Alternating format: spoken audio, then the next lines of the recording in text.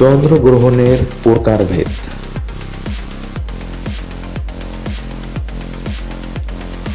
উপছায়া চন্দ্রগ্রহণ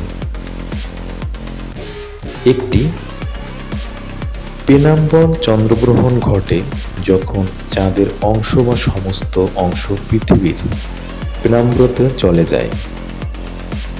এই ঘটনার সময় চাঁদের কোনো অংশ পৃথিবীর ছাতার মধ্যে থাকে না। পেনাম্বর চন্দ্র পৃথিবীর একটি সূক্ষ্ম ম্লান করে দেয়, যা শুধুমাত্র খালি চোখে দৃশ্যমান হয় যখন চাঁদের ব্যাস প্রায় 70% পৃথিবীর পেনাম্বরতে নিমজ্জিত হয়।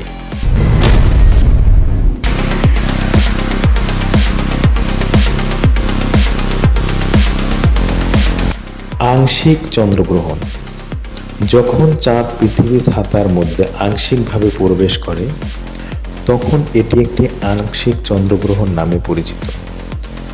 যখন সমগ্র চাঁদ পৃথিবীর ছাতার মধ্যে প্রবেশ করে তখন একটি পূর্ণ চন্দ্রগ্রহণ ঘটে। এই ইভেন্টের সময় চাঁদের একটি অংশ পৃথিবীর ছাতার মধ্যে থাকে, অন্য অংশটি পৃথিবীর পেনাম্বরতে থাকে।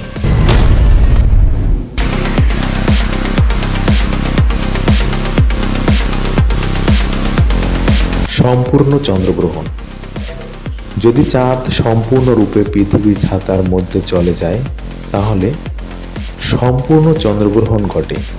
সম্পূর্ণ প্রবেশের ঠিক আগে চন্দ্র অঙ্গের উজ্জ্বলতা চাঁদের বাঁকা প্রান্তটি এখনও সরাসরি সূর্যালোকের দ্বারা আঘাত করা হচ্ছে।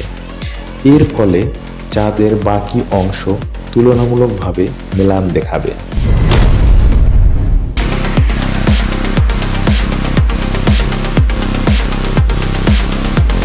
কেন্দ্রীয় চন্দ্রগ্রহণ কেন্দ্রীয় চন্দ্রগ্রহণ হলো একটি পূর্ণ চন্দ্রগ্রহণ যার সময় চাঁদ পৃথিবীর ছায়ার মধ্য দিয়ে যায়, অ্যান্টিসোলার বিন্দুর সাথে যোগাযোগ করে।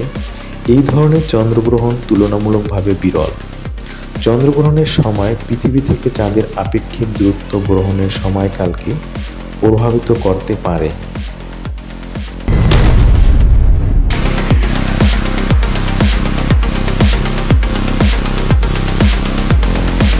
হাইব্রিড চন্দ্রগ্রহণ